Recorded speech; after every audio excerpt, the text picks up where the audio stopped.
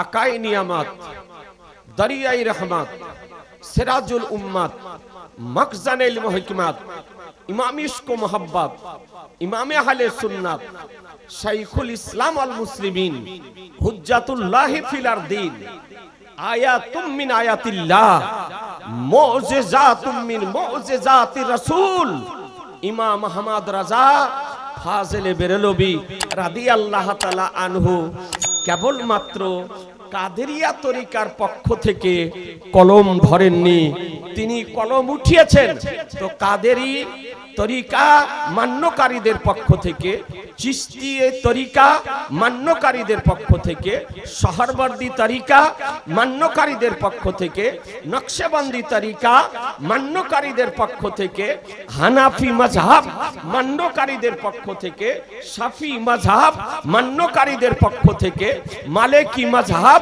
মান্যকারীদের পক্ষ থেকে, হাম্বলি মাযহাব মান্যকারীদের পক্ষ থেকে, এক কথায় ইমাম আহমদ রাজা বারেলির ধরতি থেকে কলম উঠিয়েছে তো কসম খোদার সুন্নি জামাতের পক্ষ থেকে, সুন্নি জামাতের পক্ষ থেকে কলম উঠিয়েছেন। আজিজানে মোহতারাম, আজকে এই ভারতবর্ষে আমরা জানি খাজা গরিবে নওয়াজ, সুলতানুল হিন্দ, মাইনুল হক আদ-দ্বীন আজমিরি ও সঞ্জারি রাদিয়াল্লাহু তাআলা আনহু আসার পর ইসলামের প্রচার করেছেন। ঠিক না বেঠিক? একটু জোরে বলতে হবে যে ঠিক। এ দেশে কোন নবী আসেননি ইসলাম প্রচার করতে, কোন সাহাবী আসেননি ইসলাম প্রচার করতে। এই দেশে ইসলাম প্রচার করেছেন খাজা গরিবে নওয়াজ আতায়ে রাসূল আলাইহি রহমা রিদওয়ান।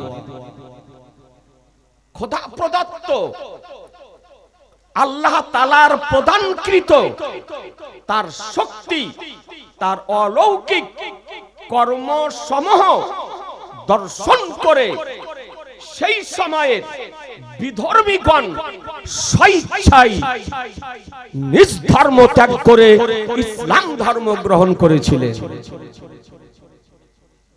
জবরদস্তি করে ইসলাম ধর্ম গ্রহণ করানো হয়নি, শক্তির বল দেখিয়ে ইসলাম ধর্ম গ্রহণ করানো হয়নি, রাষ্ট্রীয় শক্তি প্রয়োগ করে ইসলাম ধর্ম গ্রহণ করানো হয়নি।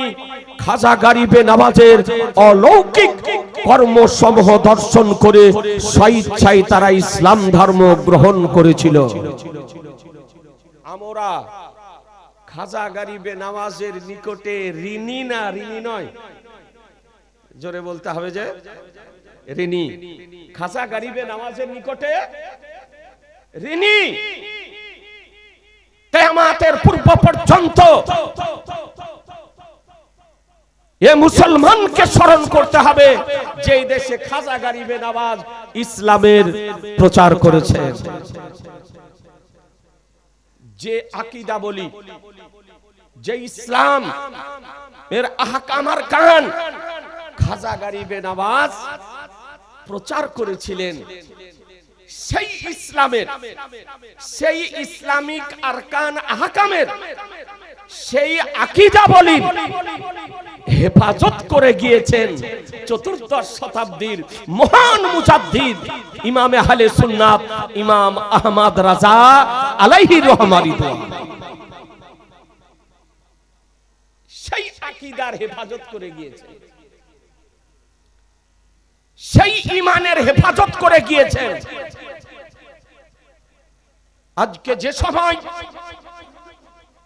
খোদার বিরুদ্ধে বলা হতেছিল, নবীর বিরুদ্ধে বলা হতেছিল, নবীর অসম্মান করা হতেছিল, নবীকে আমাদের মতন সাধারণ মানবের কাঠগড়াতে দান করানো হতেছিল, যে সময় নবীর নুরানিয়াতকে অস্বীকার করা হতেছিল, যে সময় নবীকে, আজকে নবীর ইলমে গায়বকে অস্বীকার করা হতেছিল, যে সময় নবীর আজকে হাজির ও নাজির হওয়াকে অস্বীকার করা হতেছিল, যে সময় নবীর শাফাআতকে অস্বীকার করা হতেছিল, যে সময় আমিরুল মুমিনিন আমিরে মুআবিয়া রাদিয়াল্লাহু তাআলা আনহুর সাহাবিয়াতকে অস্বীকার করা হতেছিল, যে সময় আবু বকর সিদ্দিক রাদিয়াল্লাহু তাআলা আনহু অপেক্ষা আলী মুর্তজা রাদিয়াল্লাহু তাআলা আনহুকে শ্রেষ্ঠ বলা হতেছিল, যে সময় পীর ওলি আউলিয়াদের বিরুদ্ধে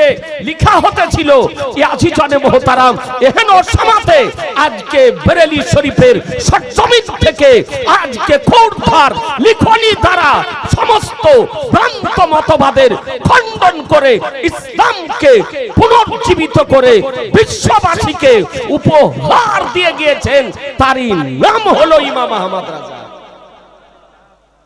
তারই নাম হলো ইমাম আহমদ রাজা।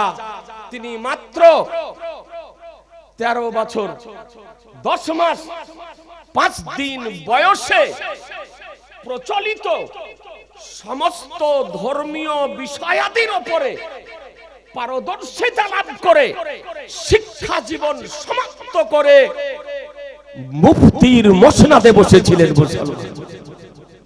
কত বয়স বললাম একটু বলেন না? 13 বছর 10 মাস 5 দিন বয়সে।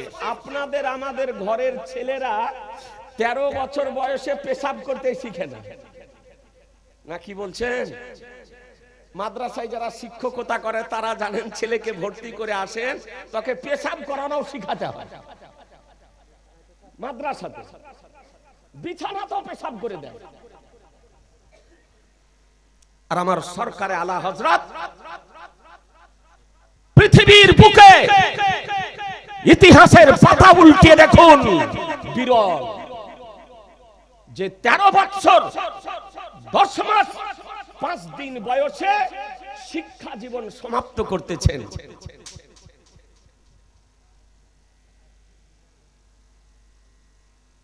ওস্তাদের পড়াতে দেরি হতো, কিন্তু আমার আলা হযরতের পড়তে দেরি হতো না। একবার জোরে সুবহানাল্লাহ বলেন।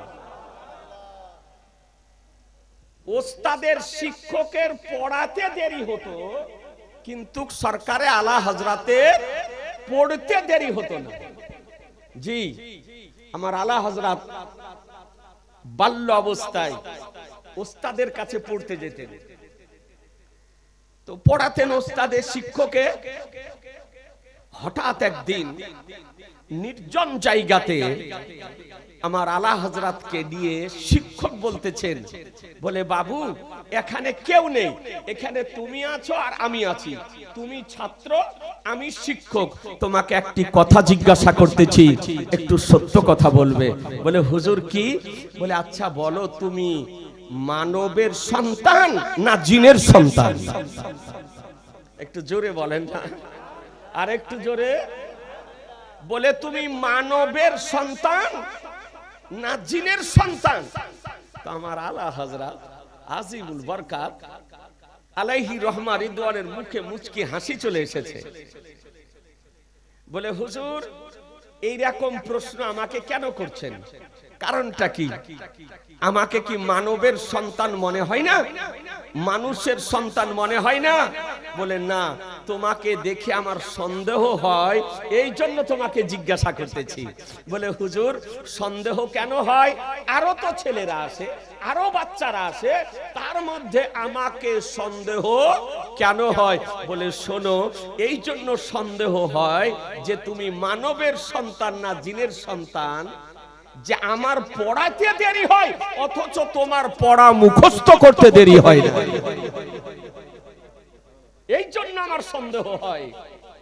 আমার সরকারে আলা হযরত মায়ের পেটের ওলি ইমাম আহমদ রাজা বলেন, বলে হুজুর আলহামদুলিল্লাহ আমি হলাম মানবের সন্তান, আমি হলাম মানবের সন্তান।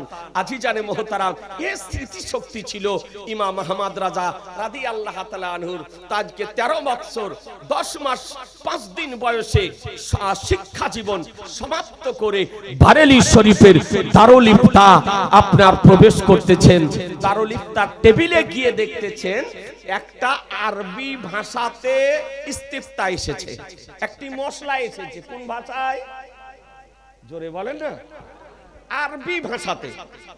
মশলাটা কি? খুব জটিল মশলা। টেবিলের উপরে রাখা আছে যে কোন বাচ্চা যদি নাক দিয়ে কোন মহিলার দুগ্ধ যদি পান করে নেয় তবে সেই মহিলা বাচ্চার দুধ মা প্রমাণিত হবে কিনা। আপনারা জানেন না যে কোনো বাচ্চা 2.5 বছর বয়সের মধ্যে যদি কোনো মহিলার দুগ্ধ যদি পান করে নেয় তবে সেই মহিলা ওই বাচ্চার দুধ মা হয়। আর দুধ মা যেমন নিজের মা এই রকম হলো দুধ মা, যেমন নিজের বোন এই রকম হলো দুধ বোন, যেমন নিজের ভাই এই রকম হলো দুধ ভাই। এই জন্য কোন মহিলা অন্য কোন বাচ্চাকে দুগ্ধ যদি পান করায় তবে কমপক্ষে 2-5 জনকে জানিয়ে দিবে, পরবর্তীতে যেন তার সঙ্গে ওই বাচ্চারা বৈবাহিক সম্পর্কে আবদ্ধ যেন না হয়। কারণ যেমন নিজ ভাই বোনে বিবাহ করা হারাম, এইরকম দুধ ভাই বোনে বিবাহ করা হারাম। এ হচ্ছে দুধের সম্পর্ক। অনেক মা বোন আছেন, মা বোনদেরকে বলবো, তা আপনারা তো জীবনী শোনা, জালসা শোনা পছন্দ করেন, মশলা হয়তো শোনা আছে, যদিও শোনা না থাকে আজ ভালো করে শুনে নেন যে যদি ভবিষ্যতে প্রয়োজন যদি হয় কোনো বাচ্চাকে দুগ্ধ পান করার, তা আপনি দুগ্ধ পান করানোর সঙ্গে সঙ্গে 2-4 জনকে জানিয়ে দিবেন যে এই বাচ্চাটাকে আমি 1 বার কি 2 বার কি 3 বার কি 1 মাস দুগ্ধ পান করিয়েছি।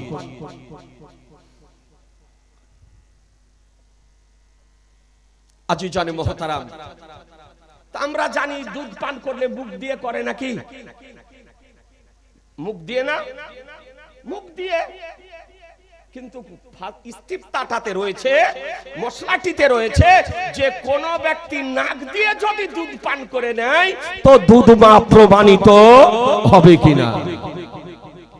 আমার সরকারে আলা হযরত আজিমুল বরকত ইমামে আহলে সুন্নাত ইমাম আহমদ রাজা রাদিয়াল্লাহু তাআলা আনহু কলম নিলেন আর ওই প্রশ্নের উত্তর হানাফি মাযহাবের নির্ভরযোগ্য কিতাব সমূহের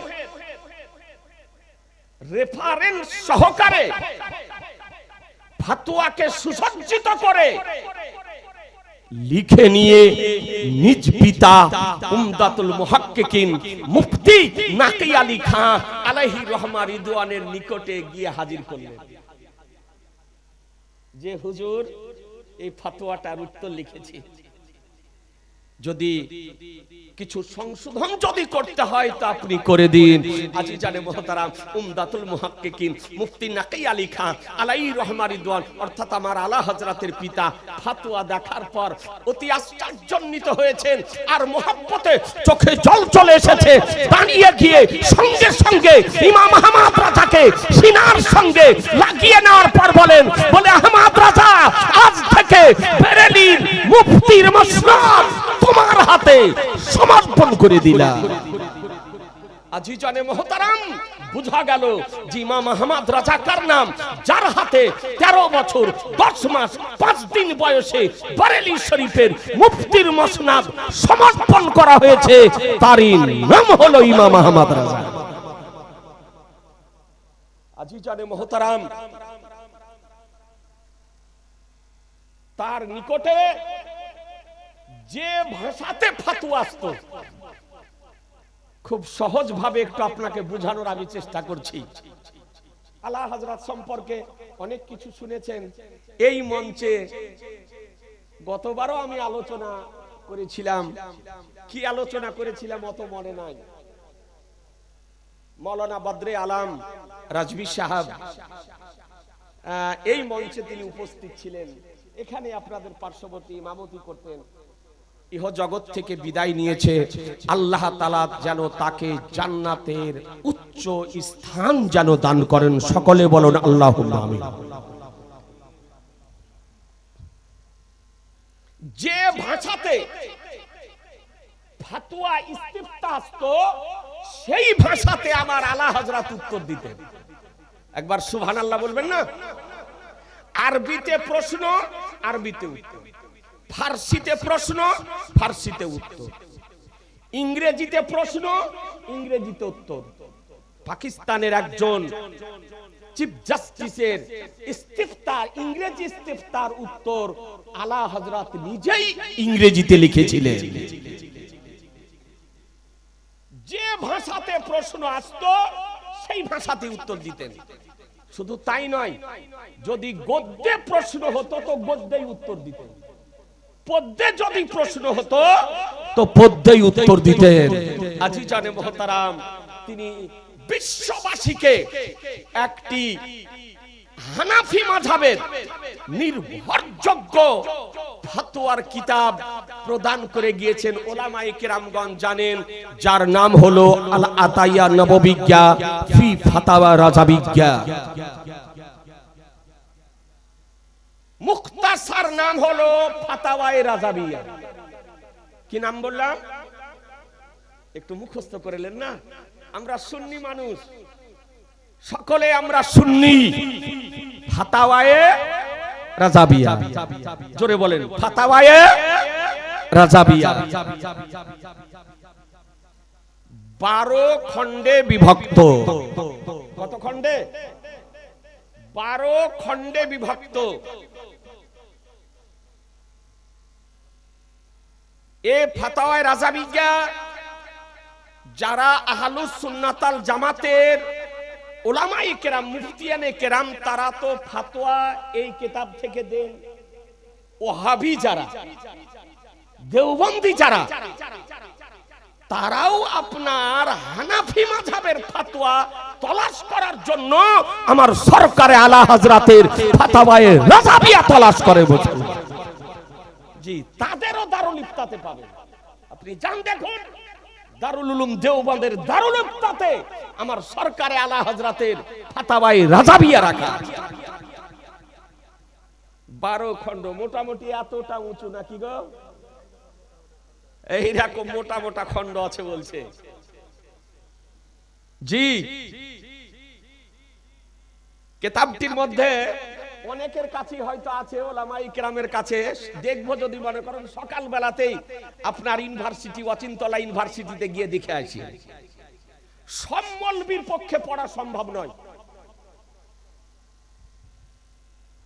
এমন এমন আরবি আছে আপনার 10 পৃষ্ঠা, 20 পৃষ্ঠা, 30, 40, 50 পৃষ্ঠা করে শুধু আরবি। এই আরবি বুঝাই মুশকিল। তো পাকিস্তানের করাচির থেকে বিজ্ঞ ওলামায়ে কেরামের টিম দীর্ঘদিন অক্লান্ত পরিশ্রম করে মুতারজাম ফাতাওয়ায়ে রাজাবিয়া বের করেছেন, 32 খণ্ডে বিভক্ত। কত বললাম? 32 খণ্ডে বিভক্ত। কিছু জ্ঞান পাপী বেরিয়েছে, কিছু মূর্খ বেরিয়েছে, এই রকম কিছু ভুঁইফোড় বক্তা বেরিয়েছে। কিতাব চোখে দেখেনি, অথচ বলছে কোনো কিতাবে নাই, কোনো কিতাবে নাই। ও দেখেনি চোখে, আর গুরুও দেখেনি চোখে। 32 খণ্ডে বিভক্ত। কমিশন বাদ দিয়ে মোটামুটি 17,500 টাকা দাম। কত বললাম? 17,500 টাকা দাম। 17,000 টাকা দিয়ে কিতাব কিনবে না ব্যাংকে রাখবে? এই 12 খণ্ডে সারা জীবন আপনাদের যেন মনে থাকে। এই 12 খণ্ড ফাতোয়ায়ে রাজাবিয়াতে পৃষ্ঠা কত আছে জানেন? জানেন না? এতে পৃষ্ঠা আছে 7,509 পৃষ্ঠা। পুরা প্রথম খণ্ড থেকে 12 খণ্ড পর্যন্ত এই 12 খণ্ডে পৃষ্ঠা আছে কত বললাম? 7,509। 7509 মুখস্থ করে নেন 7509 এই 12 খণ্ডে ফতোয়া আছে কতটা বলবো জি ওয়াজ বহু শুনেছেন শুনেন আমার আলা হযরতে ওই 12 খণ্ডে ফতোয়া বর্ণিত হয়েছে 6858টি 6858টি ফতোয়া বর্ণিত হয়েছে আর এই 12 খণ্ডে হাদিস শরীফ বর্ণিত হয়েছে অর্থাৎ আমার আলা হযরত হাদিস এনেছেন 3591টি কত বললাম 3591টি অর্থাৎ ওই কিতাবটির মধ্যে 6858টি ফতোয়া আছে আর 3591টি আপনার হাদিস শরীফ আছে আপনাদেরকে বলতে চাই এই কিতাব আজকে আমার সরকারে আলা হযরত পৃথিবীবাসীকে উপহার দিয়ে গিয়েছেন তারই নাম হলো ইমাম আহমদ রাজা আজিজানে মুহতারাম আপনাদেরকে বলতে চাই ই আমার সরকারে আলা হযরত ইমাম আহমদ রাজা আলাইহি রহমা রিদওয়ান তিনি পৃথিবীবাসীকে যে 1000-এর অধিক কিতাব দিয়ে গেছেন তার মধ্যে একটি গুরুত্বপূর্ণ গ্রন্থ হলো কোরআন শরীফের অনুবাদ কোরআন শরীফের অনুবাদ তার নাম হলো কানজুল ঈমান কি নাম বললাম কানজুল জোরে বলেন না আমার সঙ্গে জোরে বলেন কানজুল ঈমান কানজুল ঈমান আজিজানে মুহতারাম সেই সময় দেওবন্দি বলেন জামাতি বলেন গায়র মুকাল্লিদ বলেন যত রকমের ভ্রান্ত মতবাদ আত্মপ্রকাশ করেছে এ বেরাদার তাদের গুরুগণ কোরআন শরীফের অনুবাদ করেছে আপনাদেরকে বলতে চাই আপনারা অনেকে বলছে ওরাও কোরআন শরীফ পড়ে আপনারাও কোরআন শরীফ পড়েন কোরআন শরীফ তো একটি হ্যাঁ কোরআন শরীফ একটি কিন্তু অনুবাদ হচ্ছে আলাদা আলাদা অনুবাদ কি আলাদা আলাদা যে যেমন ধরনের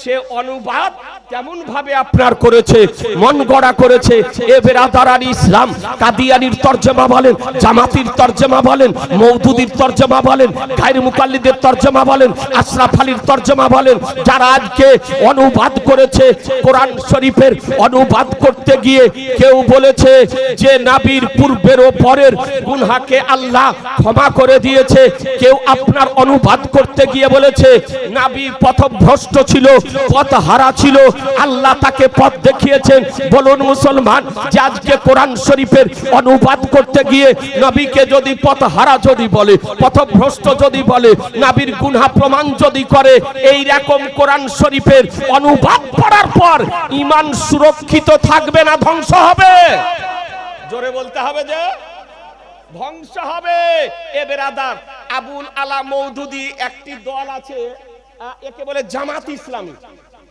একে কি বলে জামাত ইসলামীর ভিতরে ভিতরে এর আবার এজেন্ট আছে কিছু মাস্টার কিছু শিক্ষিত এরা ভিতরে ভিতরে কাজ করে এজেন্ট আবুল আলা মওদুদির এ বেরাদারান ইসলাম এ আবুল আলা মওদুদি বকে বলে মাওলানা আবুল আলা মওদুদি বলে না মুফতি আবুল আলা মওদুদি বলে না মুহাদ্দিস আবুল আলা মওদুদি বলে না ওকে বলে মিস্টার আবুল আলা মওদুদি যেমন নায়ক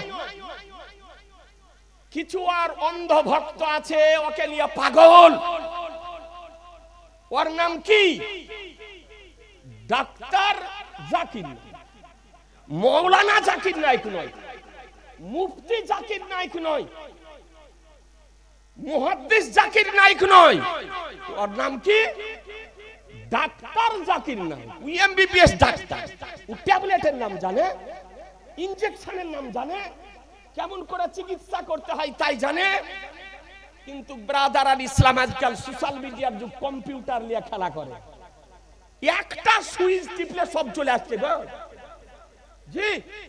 একটা হাদিস কতখানা হাদিসে আছে, তার নাম কি, কত নম্বর হাদিস, কত পেজ, একটা সুইচ টিপলে সঙ্গে সঙ্গে চলে আসে। তুই কম্পিউটার ল্যাপটপ নিয়ে খেলা করে। আচ্ছা মানুষ পাগল বেরিয়েছে আপনার, বলছে এত বড় শিক্ষিত বলো কি বলে বাংলাতে ওয়াজ করছে। এই বোকাকে বুঝাই তো বুঝাই কেমন করে যে বাংলা ও জানে না, ওর বাপও জানে না। বুঝে এত বড় জ্ঞানী বাংলাতে ওয়াজ করছে জাকির নায়েক, কত বড় ফার্স্ট ক্লাস বোকা। জি ও বাংলা পড়তে জানে জাকির নায়েক না, ওর বাপ জানে, ওর বাড়ি হলো বোম্বাই।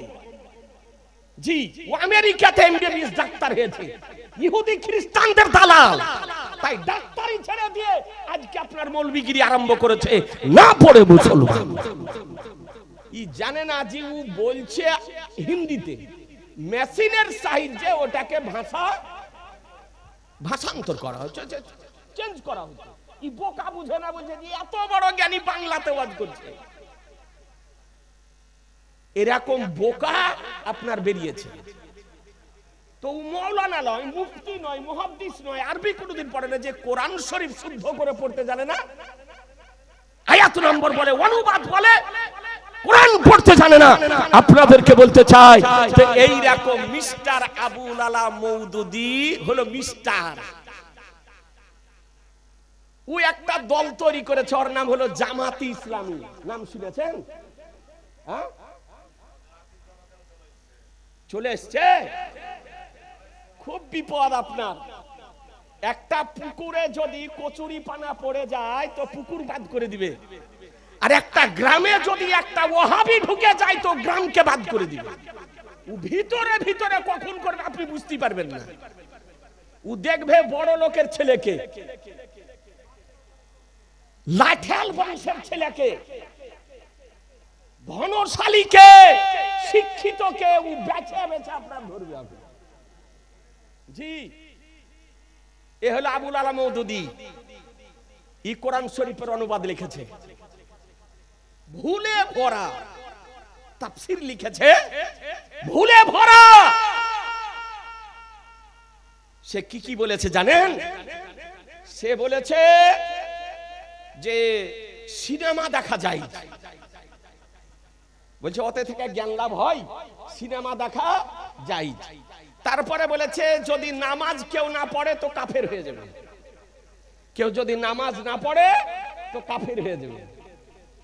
তারপরে বলেছে কোন দেশে কোন রাষ্ট্রে যদি ব্যভিচার করার জন্য, জেনা করার জন্য রাষ্ট্রীয়ভাবে শাস্তি বিচার যদি না হয় তবে ওই দেশে ব্যভিচার করলে কোনো পাপ হবে না। নাউজুবিল্লাহ। এটা আবুল আলা মওদুদি বলেছে। কোরআন শরীফের অনুবাদ তাফসীর ব্যাখ্যা করতে গিয়ে বলেছে যে হযরত ইব্রাহিম আলাইহিস সালাম আল্লাহর একাত্মবাদে অবিশ্বাস করিয়াছিলেন, পরে গবেষণা করিয়া আল্লাহ তাআলার অস্তিত্ব স্বীকার করে। নাউজুবিল্লাহ। বলে এই সমস্ত কোরআন শরীফ পড়লে ঈমান থাকবে? হ্যাঁ ঈমান ধ্বংস হবে। আজিজানে মুহতারাম, আজকে এই রকম মওদুদি বলেন, কাদিয়ানী বলেন, গায়র মুকাল্লিদ বলেন, মানুষের ঈমানকে ধ্বংস করার জন্য সুপরিকল্পিতভাবে আজকে তাদের গুরুদের ভুলে ভরা কোরআন শরীফ নিয়ে আসার পর ফ্রিতে বন্টন করতেছে। ফ্রিতে বলে লেট টাকা লাগবে না। এত বড় দয়াবান একটা গরিব মানুষকে সাহায্য করতে পারে না, একটা মেধাবী ছাত্রকে সাহায্য করতে পারে না, একটা অসহায় মানুষের পাশে দাঁড়াতে পারে না। এত দয়াবান হয়ে গিয়েছে কোরআন শরীফ কিনে নিয়ে এসে বাড়ি বাড়ি বিলি করে বেড়াচ্ছে। ফ্রিতে টাকা লাগবে না। আজিজানে মুহতারাম, তার মধ্যে ডাল মে কুছ কালা হ্যায়, নাকি বলছেন? ডাল মে কুছ কালা হ্যায়। ওর উদ্দেশ্য যে এটা যদি তার বাড়িতে পৌঁছে দিতে পারি তবে তার ঈমান ধ্বংস করা আজকে অতি সহজেই সম্ভব হবে। আজিজানে মুহতারাম, এই রকম আপনাদেরকে বলতে চাই, ফ্রি দেখে অনেক আবার প্রবাদ বাক্য আছে, গ্রাম্য লোকেরা বলে যে বাঙালি আলকাতরা পেলেও ফ্রিতে খেতে চায়, ফ্রিতে যদি আলকাতরা পায় তাও হয়তো খেয়ে নিবে। তো এইরকম ফ্রিতে কোরআন শরীফ পেয়ে ওকে নিবেন না, দরকার হলো তাকে বাঁধার পর আপনার মসজিদের ইমামকে ডাকবে, কোরআন শরীফ নিয়ে আসবে, ওকে বাঁধেন, বলে তোমার ফ্রিতে কোরআন শরীফ দেওয়া দেখাচ্ছি, ওকে বাঁধেন। বাঁধার পর আপনার মসজিদের মুফতি আপনার নূর আলম রাজভীকে ডাকেন, উলামায়ে কেরামদেরকে ডাকেন, যে এই কোরআন শরীফটা ইহুদি খ্রিস্টানদের আর্থিক সাহায্যে তৈরি করা না ঈমান জীবিত করা কোরআন শরীফের অনুবাদ। জি, তখন ধরা পড়ে যাবে। আজি জানে মহতারাম, হ্যাঁ বলতেছিলাম, আহা যখন এই রকম কোরআন শরীফের উর্দুতে অনুবাদ প্রকাশিত হলো, এহেন সময় আমার সরকারে আলা হযরত আজিমুল বরকত মুজাদ্দিদে দ্বীন বিল্লাহ ইমাম ইশক মোহাম্মদ ইমাম আহলে সুন্নাত ইমাম আহমদ রাজার নিকটে আপিল করা হলো, আবেদন করা হলো, নিবেদন করা হলো, অনুরোধ করা হলো, বলে হুজুর কিতাব তো বহু লিখেছেন, ফতোয়া তো বহু লিখেছেন, আকীদার উপরে কলম চালিয়েছেন, তবে হুজুর আজকে সুন্নি মুসলমানদের ঈমানকে সুরক্ষিত রাখার জন্য একটি নির্ভুল ঈমান সুরক্ষিত রাখা কোরআন শরীফের অনুবাদ দিয়ে যান, কোরআন শরীফের অনুবাদ দিয়ে যান। আজি জানে মোহতারাম, তো আমার সরকারে আলা হযরত বলেন তার দরবারে 6 জন বিজ্ঞ মুফতি থাকতেন, 6 জন বিজ্ঞ মুফতি থাকতেন।